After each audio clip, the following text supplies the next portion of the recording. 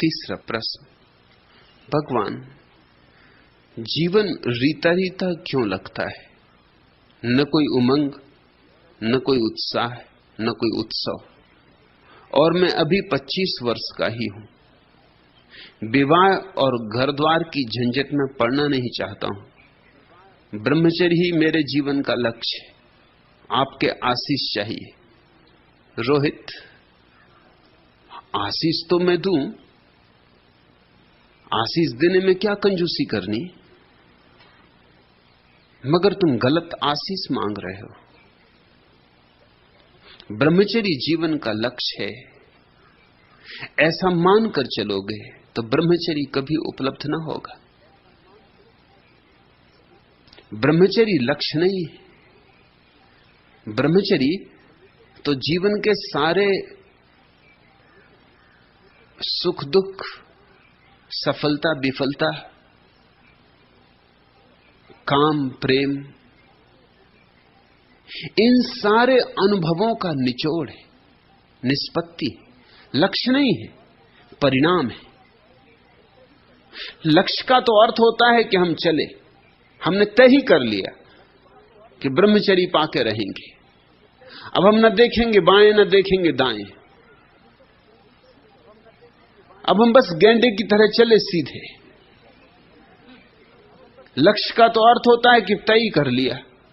अभी अनुभव तो जीवन का कुछ हुआ नहीं। अभी काम वासना का न सुख देखा न दुख देखा। अभी काम वासना का कोई स्वाद ही नहीं, न मीठा न कड़वा। और निर्णय ले लिया ब्रह्मचर्य का, क्योंकि हाथ में आ गई कोई किताब, ब्रह्मचर्य ही जीवन है। बस पढ़ ली किताब, या मिल गया कोई महात्मा, सुन ली कोई बकवास,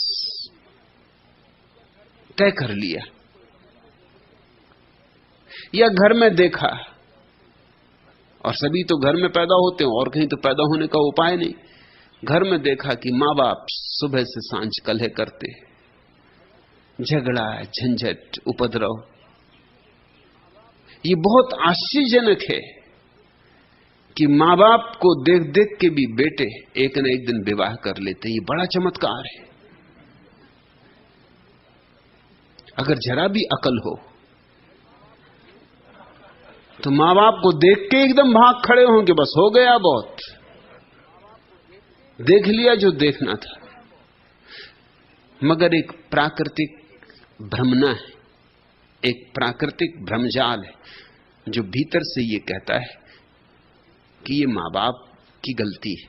मैं ऐसी स्त्री खोजूंगा कि ऐसी भूल नहीं होगी। ऐसी तुम्हारे मां बाप ने सोचा था, ऐसे उनके मां बाप ने भी सोचा था। बाबा आदम के जमाने से लेकर ऐसे ही लोग सोचते रहे, ऐसे ही तुम्हारे बच्चे भी सोचेंगे।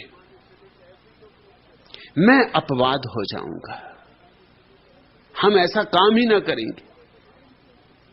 लेकिन किसी भी घर में देख लो, मां बाप कलह ही कलह से भरे। बच्चे देखते हैं, उनका मन तभी से दूषित होना शुरू हो जाता है। उनके मन में एक दुर्भाव पैदा होने लगता है विवाह के प्रति। अगर लड़का है तो स्त्रियों के प्रति, अगर स्त्रियां हैं तो पुरुषों के प्रति एक दुर्भाव पैदा होने लगता है। चित्त दूषित होने लगता है। इसी दूषित चित्त से महात्माओं की बात ठीक लगती कि ब्रह्मचर्य ही जीवन। और फिर ब्रह्मचर्य की ऐसी ऐसी चमत्कारी बातें सुनाई जाती कि स्वभावतः कच्चे मनों में उनकी छाप पड़ जाती। लोगों को समझाया जाता है कि आदमी मरता ही इसीलिए क्योंकि वो ब्रह्मचर्य खो देता। तो फिर तुम्हारे सारे ब्रह्मचारी कहां हैं? वो क्यों मर गए? ब्रह्मचारियों का क्या हुआ? उनको तो मरना ही नहीं था। ये सब व्यर्थ की बात है, इनका कोई वैज्ञानिक आधार नहीं। मरना तो सभी को है। ब्रह्मचर्य से रहो कि अब्रह्मचर्य से रहो, मरना सभी को है। और कभी कभी तो ऐसा हो जाता है कि व्यभिचारी ज्यादा जीते, क्योंकि व्यभिचारी तनाव मुक्त होते। मुल्ला नसरुद्दीन 100 साल का हो गया तो उसके घर पत्रकार आए।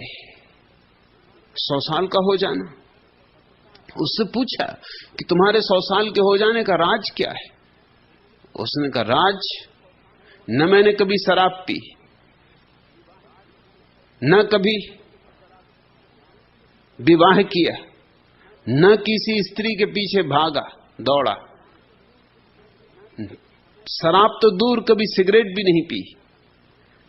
समय पे सोना, समय पे उठना, योगासन, घूमने जाना, श्रम करना, रूखा सूखा खाना और ऊंचे विचार करना। इसलिए इतना जिया हूं। जब ये बात ही चल रही थी और पत्रकार प्रभावित हो रहे थे, तभी पास के कमरे में जोर की खड़बड़ाहट हुई और एक अलमारी गिरी और कोई भागता हुआ मालूम हुआ। तो उन्होंने पूछा, क्या मामला है? पत्रकार चौंके। तो मुल्ला ने कहा, कुछ नहीं, मेरे पिताजी वो फिर पी के आ गए। और उन्होंने फिर नौकरानी को पकड़ने की कोशिश की।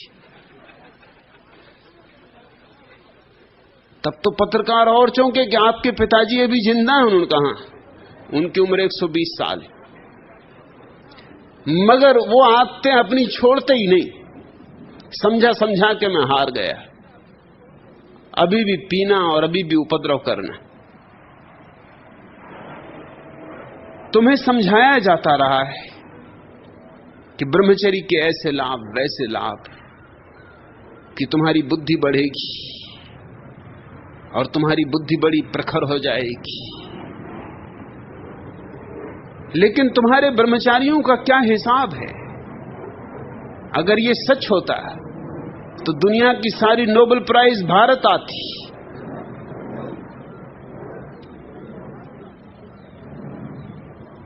लेकिन भारतीयों को तो नोबेल प्राइज कुछ पता ही नहीं चलती।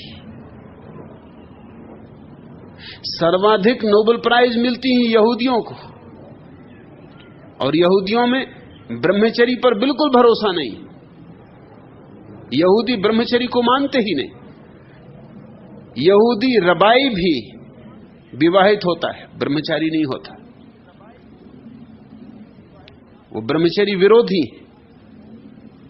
जीसस के खिलाफत में एक खिलाफत ये भी है उनकी कि जीसस ने विवाह नहीं किया था, क्योंकि विवाह नैसर्गिक है उनके हिसाब से।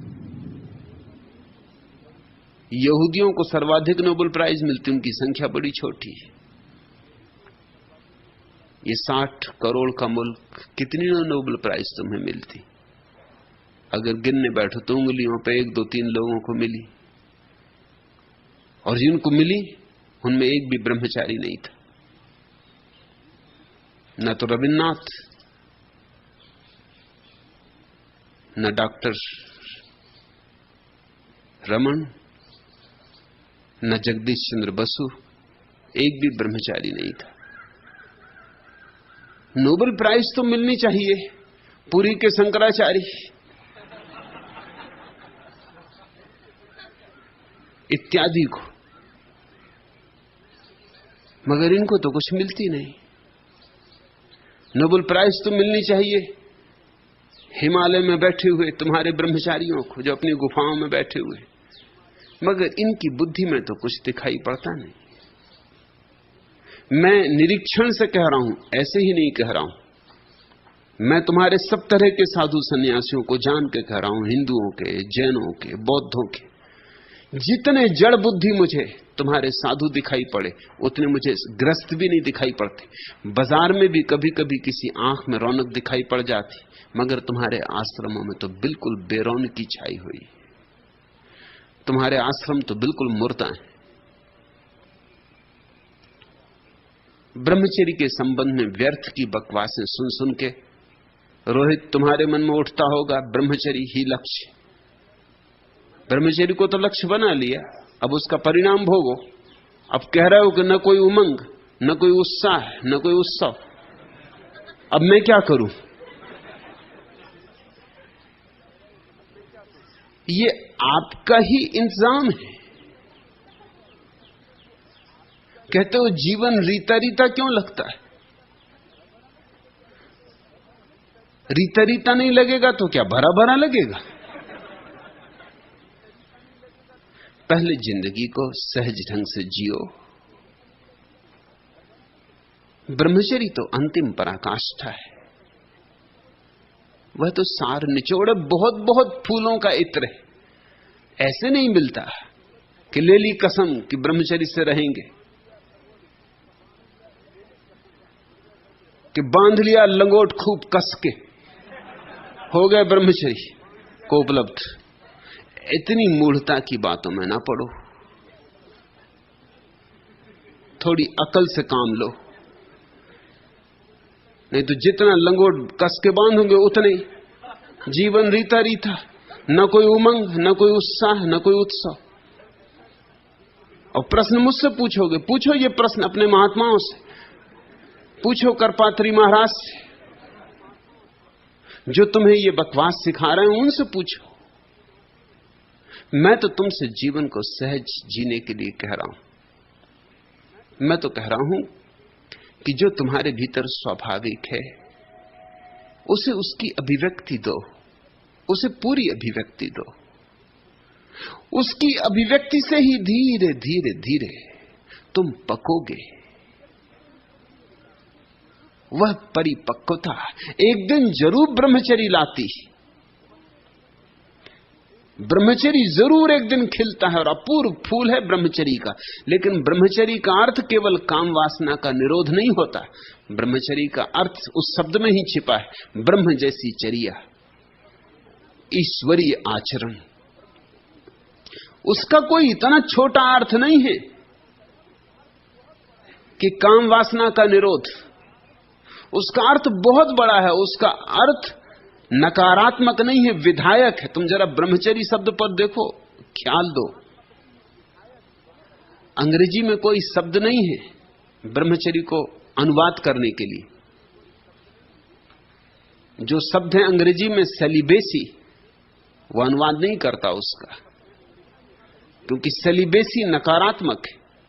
उसका कुल इतना ही अर्थ होता अविवाहित रहना। मगर अविवाहित रहना तो नकारात्मक बात है, कुछ न करना, विवाह न करना। लेकिन ब्रह्मचर्य विधायक बात है, ब्रह्म को पा लेना। विवाह न करना तो एक छोटी मोटी बात है। विवाह न करने से तुम ब्रह्म को पालोगे, काश इतना सस्ता होता है हिसाब, तो ब्रह्म की कीमत पत्नी से ज्यादा ना होती। स्वभावता जब विवाह न करने से ब्रह्म मिलता हो तो ब्रह्म को रख दो एक पलवे पर और पत्नी को रख दो एक पल्ले पर, तराजू बराबर बताएगा कि यह चुन लो पत्नी, यह चुन लो ब्रह्म, जो भी चुनना हो। ब्रह्म को इतना छोटा ना करो, ब्रह्म को इतना ओछा ना करो। ब्रह्म विराट अनुभव है, उसके पार फिर कोई अनुभव नहीं। और ब्रह्मचर्य का अर्थ होता है ब्रह्म को अनुभव करके जो चर्या होती, जो जीवन होता है। ब्रह्म के अनुभव करने से जो चारों तरफ आभा होती, ब्रह्म को अनुभव करने से जो प्रतिभा का निखार होता है, ब्रह्म को अनुभव करने से जो आनंद उत्सव, जो मंगल गीत छिड़ते, जो भीतर होली दिवाली दिन रात चलने लगती, होली भी और दिवाली भी, दिए भी जलते हैं, रंग भी उड़ते हैं, गुलाल भी, वसंत ही छा जाता है और सब ऋतुएं खो जाती हैं, वसंत ही वसंत रह जाता है। लेकिन उस विराट अनुभव को तुम सोचते हो इतने सस्ते में पालोगे, विवाह न करोगे, एक गरीब स्त्री से विवाह न करोगे और तुम्हें ब्रह्म मिल जाएगा। काश इतना आसान होता तो मैं भी तुमसे कहता कि ब्रह्मचर्य को लक्ष्य बना लो, ब्रह्मचर्य को तो भूलो, अभी तो जीवन को जियो।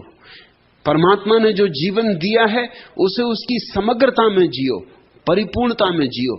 जरा भी इंकार मत करो, जरा भी भयभीत नहीं, जरा भी सिकड़ो मत। अभी तो डुबकी मारो इस जीवन में। इसी डुबकी को मार के तुम जो मोती ले आओगे वे ब्रह्मचर्य के होंगे।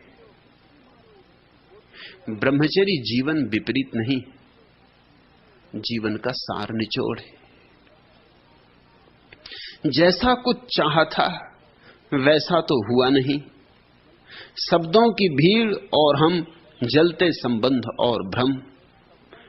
चिटका है शीशा क्यों, हमने तो छुआ नहीं। जीने को खींचतान, कहने को स्वाभिमानी। आंच बहुत है लेकिन आसपास धुआं नहीं। रीतापन अपना है, बाकी सब सपना है। डूबे हैं जिसमें हम, शायद वह कुआं नहीं। जीवन को रीता रीता अनुभव ना करोगे तो क्या करोगे? अगर अस्वाभाविक ढंग से जीने की कोशिश की तो यही होगा। रीतापन अपना है, बाकी सब सपना है। डूबे हैं जिसमें हम, शायद वह कुआं नहीं। जीवन में डूबो, जीवन के कुएं में डूबो। डरो मत। डर डर के कोई परमात्मा तक नहीं पहुंचता। केवल साहसी, दुस्साहसी उस तक पहुंचते। और देर ना करो। तुम कहते हो मैं 25 वर्ष का ही हूं अभी, विवाह और घर द्वार की झंझट में पड़ना नहीं चाहता। फिर क्या 70 साल में पड़ोगे विवाह और घर द्वार की झंझट में?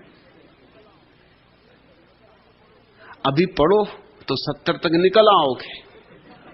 70 में पढ़े तो फिर निकलोगे कब? सीधी सी बात है। हमने इस देश में पूरा विज्ञान तय किया था। 25 वर्ष तक विद्यार्थी के काल को हमने ब्रह्मचर्य कहा था,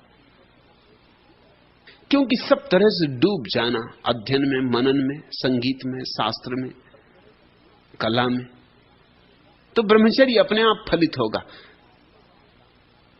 फिर 25 साल के बाद विवाह, परिवार, गृहस्थ। क्योंकि वो जो सीख कर आए हो गुरुकुल से, उसका उपयोग करना। वो जो कलाएं सीखी उनको जियोगे कहां?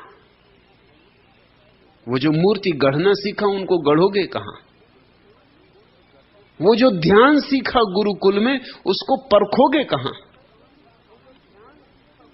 वो जो काम वासना में उतर के भी साक्षी रहने की कला सीखी उसकी जांच पड़ताल कहां करोगे? तो 25 वर्ष तक शिक्षण और 25 वर्ष के बाद 25 वर्ष तक जीवन में उसका परीक्षण, प्रयोग। और जब तुम 50 के होने लगोगे तब मुड़ना जंगल की तरफ। सिर्फ मुड़ना, अभी चले मत जाना। जल्दबाजी में कुछ भी मत करना। इसलिए तीसरी अवस्था को हम कहते हैं वानप्रस्थ। वानप्रस्थ का अर्थ होता है जंगल की तरफ मुड़ना, प्रस्थान की तैयारी, बोरिया बिस्तर बांधना। अभी एकदम चले मत जाना। 25 वर्ष वानप्रस्थ रहना, घर में ही रहना लेकिन मुंह जंगल की तरफ रखना। और 75 वर्ष की उम्र में चले जाना, सब छोड़ छाड़ के चले जाना। फिर कहना ठीक नहीं है, सब छूट ही जाएगा। इतनी सरलता से जो जिएगा, 25 वर्ष तक जीवन की कलाओं का अध्ययन किया उनके साथ जिन्होंने जीवन जाना है, फिर 25 वर्ष तक प्रयोग किया और पाया कि वे ठीक कहते थे, फिर 25 वर्ष तक सिर्फ घर में ही रह के घर के बाहर होने की कला का अभ्यास किया। पानी में रहे और पानी को छूने ना दिया, पानी में चले और पानी को देह से लगने ना दिया, कमलवत। जब ये भी हो गया तो फिर 75 वर्ष की उम्र में चुपचाप सरक गए। फिर कुछ छोड़ना नहीं पड़ता, छूट जाता है। ये तो केवल सांकेतिक है। अब तुम कोई 25 का हिसाब बांध के मत बैठ जाना, नहीं तो बहुत लोगों को तो सन्यास का क्षण ही ना आएगा। क्योंकि 75 साल कितने कम लोग जीते, बहुत कम लोग जीते। मुल्ला नसरुद्दीन एक दिन गया अपने बीमा एजेंट के पास और कहा कि मेरा बीमा करवा दो, लाखों का बीमा करवा दो। उसने कहा कि नसरुद्दीन, तुम्हारी उम्र 100 साल हो गई और अब तुम्हारा कौन कंपनी बीमा करेगी? नसरुद्दीन ने कहा, अगर कंपनियों में थोड़ी भी अकल हो तो मेरा बीमा करना ही चाहिए, क्योंकि आंकड़े बताते हैं कि 100 साल के बाद बहुत कम लोग मरते। ये बात तो सच है। 100 साल तक जीते नहीं तो मरेंगे कैसे? 100 साल के बाद बहुत कम लोग मरते, मुश्किल से। तो मेरा बीमा करने में तो कंपनी को कोई डर होने नहीं चाहिए। मरने वाले तो पहले ही निपट जाते, जिनको नहीं मरना है वो ही इतना लंबा बचते। 75 साल के बाद तो तुम बचोगे कहां? औसत उम्र ही भारत की कोई 36 साल, 34 साल। यहां तो घर गृहस्थी भी नहीं बन पाएगी। इसलिए इसको तो सिर्फ औपचारिक प्रतीकात्मक समझना। अर्थ इतना है कि जीवन को 4 खंडों में बांट लेना चाहिए।